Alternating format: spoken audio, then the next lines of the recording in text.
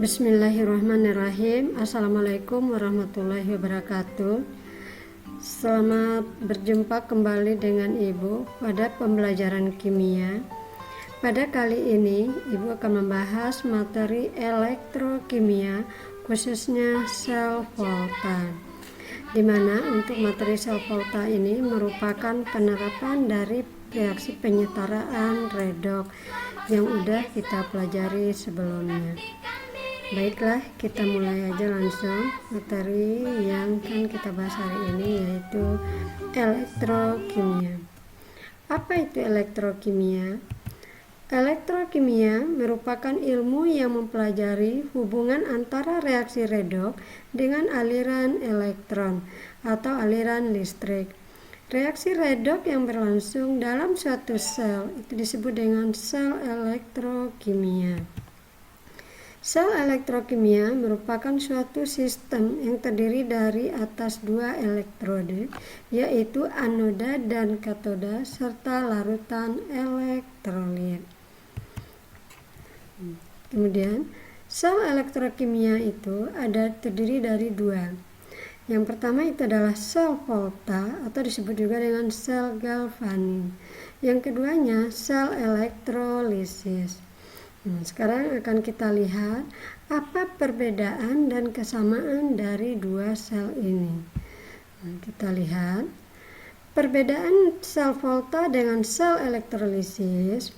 Di sini adalah sel volta, yaitu pertama, mengubah energi kimia menjadi energi listrik. Sedangkan pada sel elektrolisis itu adalah mengubah energi listrik menjadi energi kimia.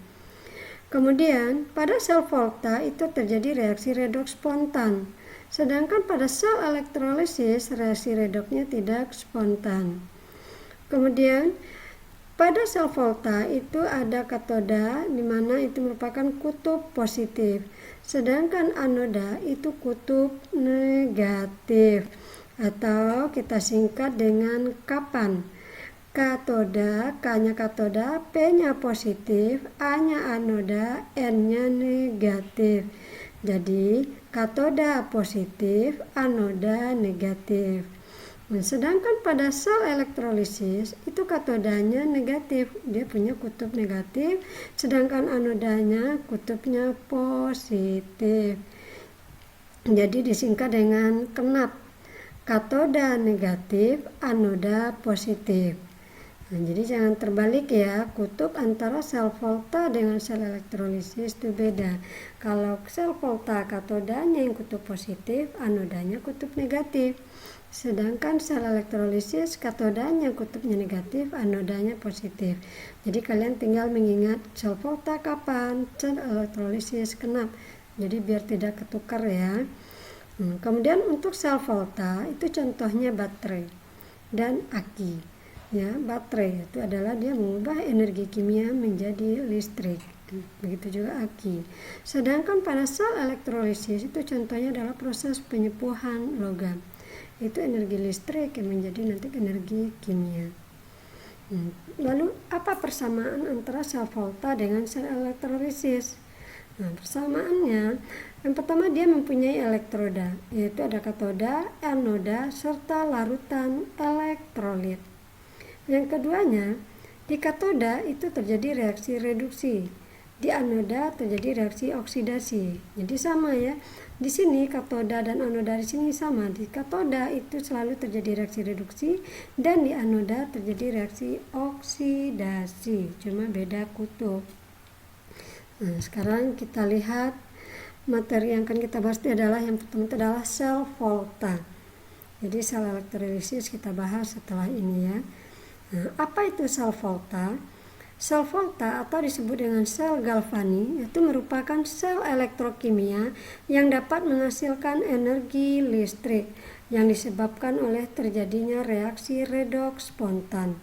Apa itu redoks spontan? Nah, nanti kan kita ketahui nanti setelah kita membahas materi ini nanti. Nah, sekarang kita lihat ini adalah rangkaian sel volta. Rangkaian sel volta. Nah, di sini bagaimana arus listrik terjadi dan apa fungsi masing-masing komponen dalam rangkaian tersebut. Sekarang Untuk rangkaian sel volta itu terdiri dari dua sel yang terhubung dengan jembatan garam. Jadi di sini ada seperti pipa U ya, ini disebut dengan jembatan garam. Apa itu fungsi jembatan garam? Jembatan garam ini berfungsi untuk menetralkan jumlah ion yang terjadi dalam reaksi, yang terjadi akibat reaksi ya.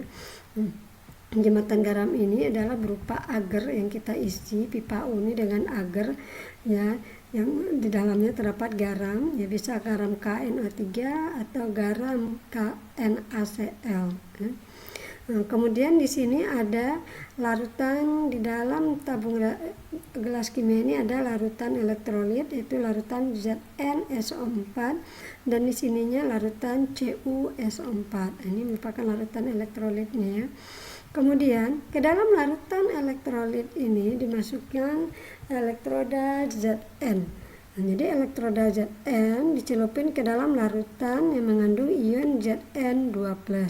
Sedangkan elektroda Cu dicelupkan ke dalam larutan yang mengandung ion Cu2+. Elektroda Zn itu sebagai anoda yang kutubnya negatif seperti yang kita bahas sebelumnya tadi, dan tembaga atau Cu itu sebagai katoda.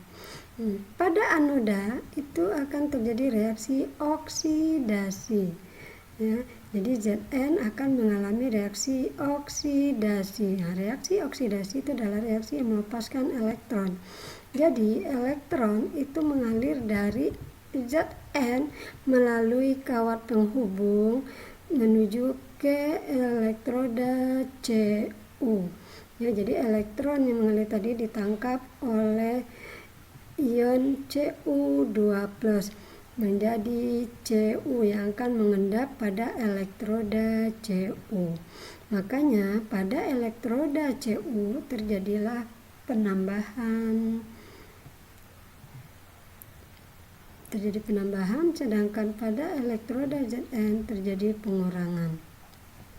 Nah, inilah sekilas tentang rangkaian sel volta. Nah, di sini ada voltmeter.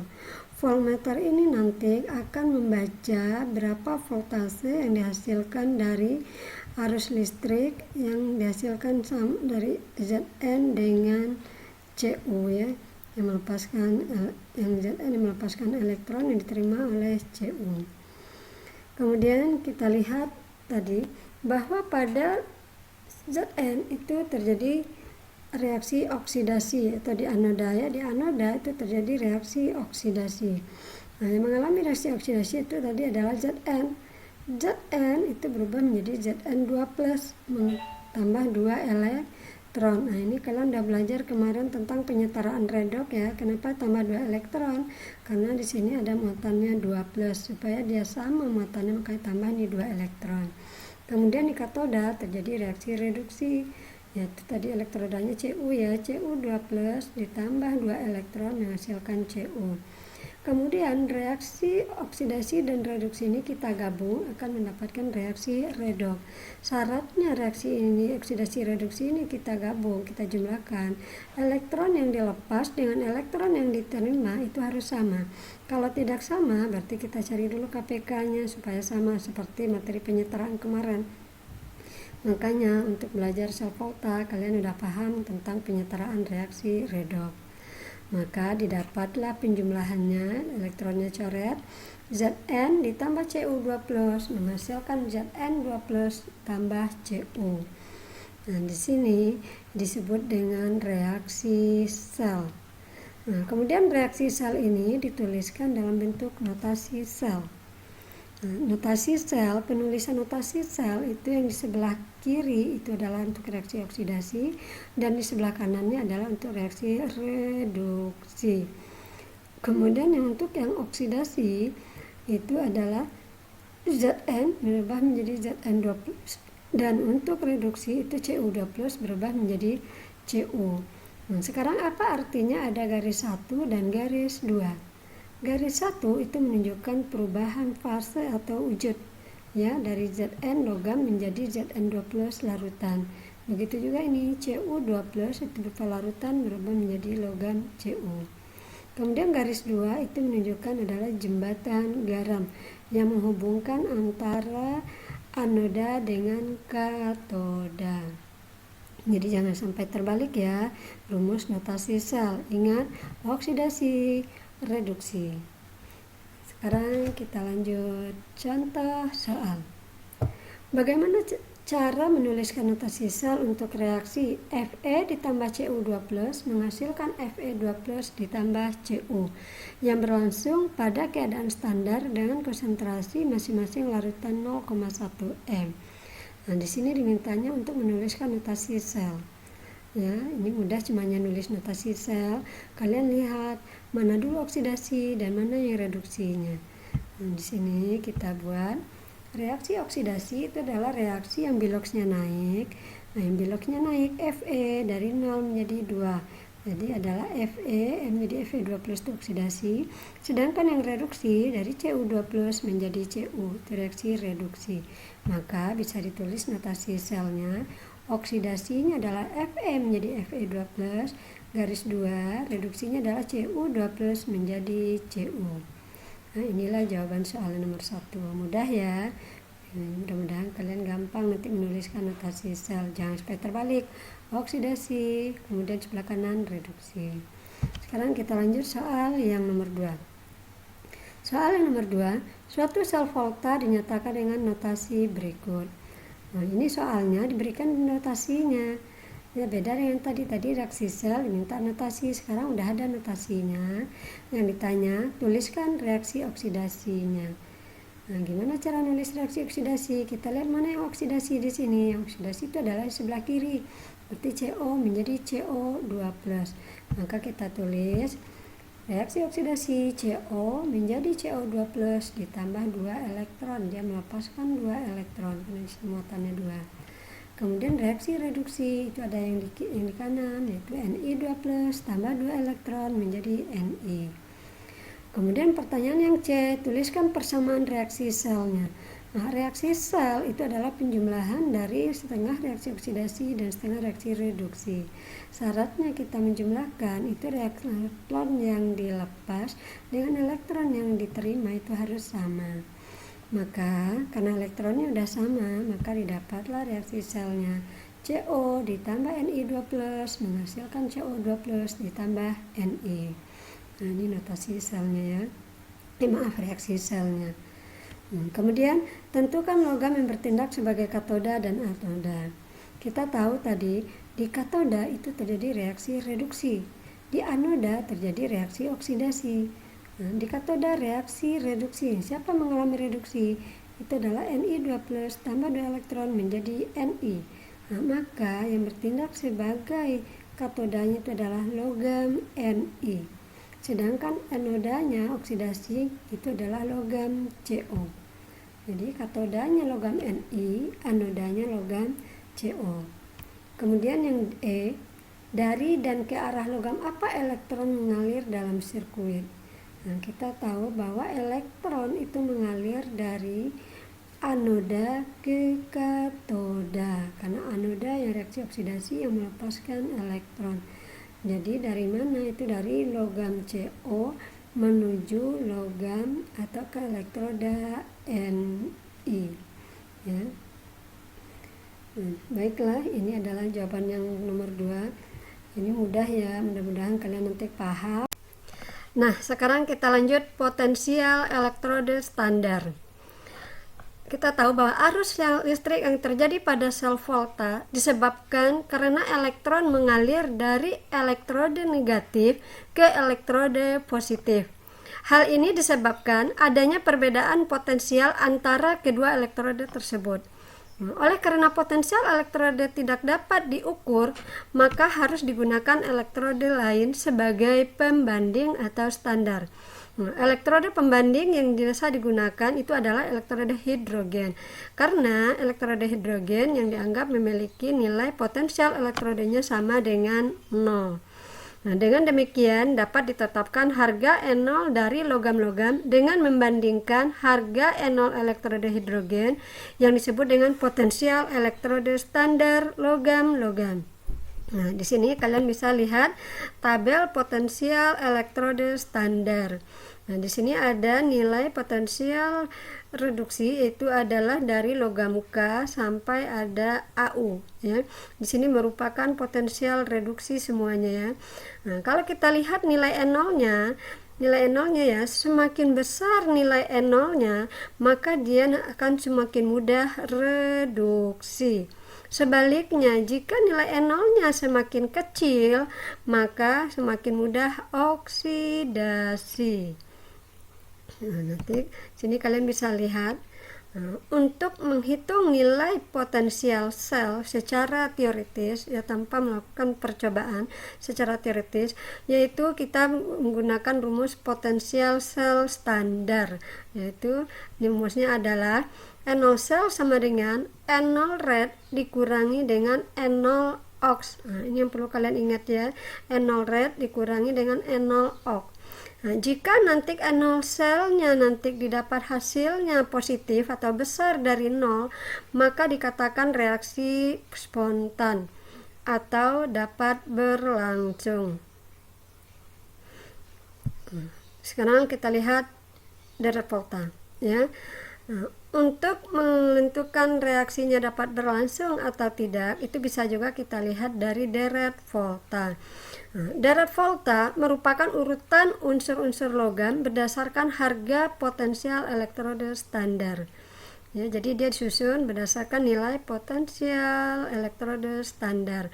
Nah, semakin besar nilai potensial reduksi suatu unsur, maka dia akan semakin mudah reduksi. Nah, ini adalah urutan Dirac volta ya, mulai dari unsur Li, K, Ba sampai unsur Au. Nah, ini harus kalian hafal. Kalau kalian hafal, maka kita nanti bisa menentukan apakah reaksi itu dapat berlangsung atau tidak, apakah reaksi itu spontan atau tidak. Nah, dengan melihat urutan Dirac volta. Nah, di sini ibu cara menghafalnya yaitu mulai dari Li sampai Au buat satu kalimat ya, jembatan keledai.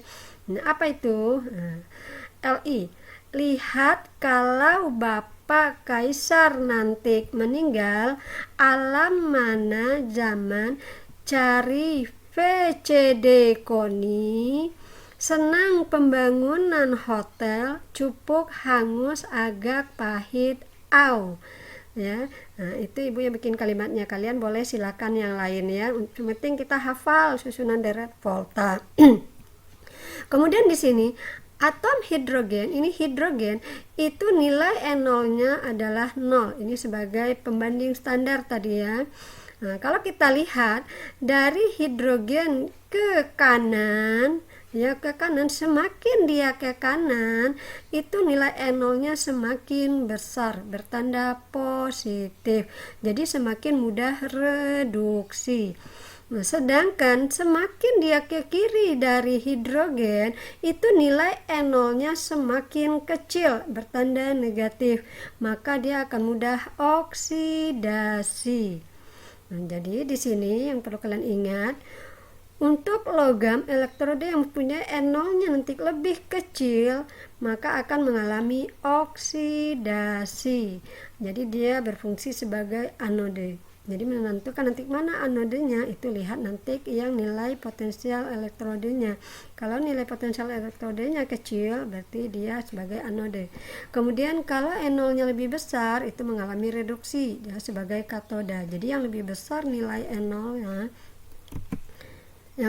nilai N0-nya berarti dia itu sebagai katode. Nah, kemudian bila N0 selnya nanti dia dapatkan besar dari 0, yang kita hitung secara teoritis tadi ya, N0 red dikurang N0 O, maka reaksinya spontan. Atau dengan Dirac volta kita lihat unsur sebelah kiri mampu mereduksi ion di sebelah kanannya. Nah, ini seperti ini. Zn bisa mereduksi ion di sebelah kirinya, seperti Zn bisa mereduksi ion CO. Begitu juga Zn bisa mereduksi ion Ni. atau Al bisa mereduksi Zn. Nah, tapi sebaliknya, Cu tidak bisa mereduksi Pb atau Cu tidak bisa mereduksi Ni. Jadi yang di kanan tidak bisa mereduksi ion yang di kirinya. Yang bisa berlangsung spontan itu adalah yang kiri mereduksi ion yang di sebelah kanan. Nah, sekarang kita lihat contoh soal. Ya, contoh soal, apakah reaksi Zn ditambah Cu2 plus menghasilkan Zn2 plus ditambah Cu dapat berlangsung? Nah, ini bisa kita jawab dengan penjumlahan reaksi cara pertama. Nah, cara pertama kita buat dulu reaksinya, setengah reaksi oksidasinya apa dan setengah reaksi reduksinya apa, seperti kemarin kalian dalam materi penyetaraan redoks. Nah, di sini yang menjadi reaksi oksidasi itu adalah Zn yang beloknya naik. Jadi Zn menjadi Zn2 plus. Nah, nilai N0-nya dapat dari data tabel potensial reduksi tadi itu adalah min 0,76. Sekarang kenapa kita tulis positif? Ya karena kita menulis reaksinya oksidasi dibalik, maka nilai N0-nya menjadi positif. Nah, kemudian yang reduksinya berarti itu adalah Cu. Ya, Cu tambah 2 elektron menjadi Cu, hasil N0-nya itu adalah positif 0,34 yang didapat dari tabel reduksi tadi. Maka ini kita jumlahkan karena elektronnya udah sama, dijumlahkan didapatlah Zn ditambah Cu2 plus menjadi Zn2 plus tambah Cu sesuai yang ditanya ya. Nah, nilai N0-nya kita jumlahkan, itu disebut dengan N0 sel, hasilnya plus 1,1 volt. Maka karena hasilnya N0-nya positif, maka dikatakan reaksi dapat berlangsung. Kemudian cara yang kedua kita menggunakan rumus potensial sel tadi, yaitu N0 reduksi dikurangi N0 oksidasi. Nah, nilai N0 ini yang kita masukin adalah nilai potensial reduksi. Ya, di sini kita tidak ada yang merubah tanda, jadi langsung aja masukin nilai potensial reduksi yang kita lihat di tabel tadi. Nah, potensial reduksi Cu itu positif 0,34, potensial reduksi Zn-nya min 0,76. Maka dia keatur sendiri dengan tanda ada pengurangan di sini. Nah, negatif ketemu negatif berubah jadi positif, maka dapatlah hasilnya positif 1,1 volt. Nah, karena hasilnya positif, maka dikatakan reaksi dapat berlangsung. Atau bisa juga kita jawab dengan melihat deret volta tadi. Nah, berdasarkan deret volta, logam Zn berada di sebelah kiri Cu. Nah, maka logam Zn dapat mereduksi ion Cu2+, maka reaksi dapat berlangsung. Kemudian soal yang kedua. Nah, contoh soal yang kedua. Diketahui data potensial elektroda sebagai berikut. Nah, jadi ini ada nilai potensial elektroda Zn dengan Ag. Nah, pertanyaannya, tentukan elektroda mana yang berfungsi sebagai katode dan anode. Nah, sekarang kita lihat nilai potensial reduksi ini. Untuk menentukan mana dia yang mudah reduksi dan mana dia yang mudah oksidasi, kita lihat nilai N0-nya.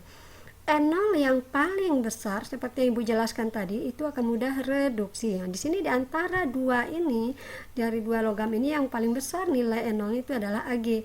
Maka Ag yang mudah reduksi dan Zn yang oksidasi. Nah, maka untuk menentukan mana katode, kita tahu katode itu adalah reaksi mengalami reaksi reduksi, sedangkan anode yang oksidasi. Jadi bisa kita jawab katodenya Ag, logam Ag, dan anodenya adalah logam Zn.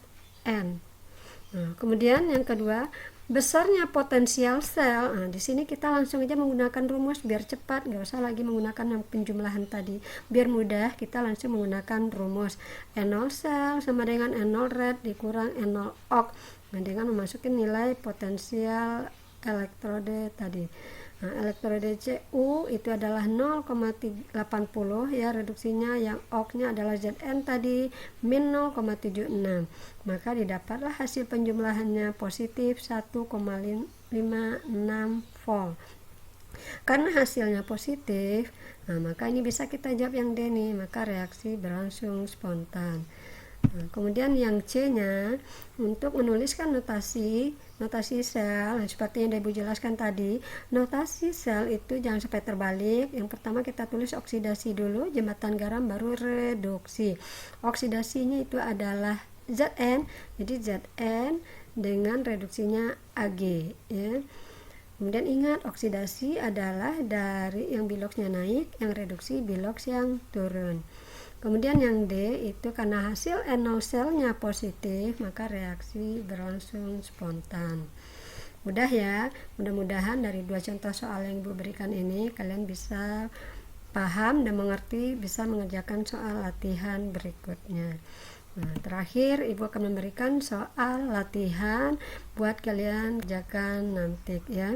Nah, di sini dengan melihat daftar harga potensial elektroda standar, kalian lihat ya tabel potensial reduksi tadi, tentukan potensial sel. Tinggal menggunakan rumus yang Ibu berikan tadi aja lagi, dimana rumusnya potensial sel tadi adalah NO sel sama dengan NO red dikurangi NO ox.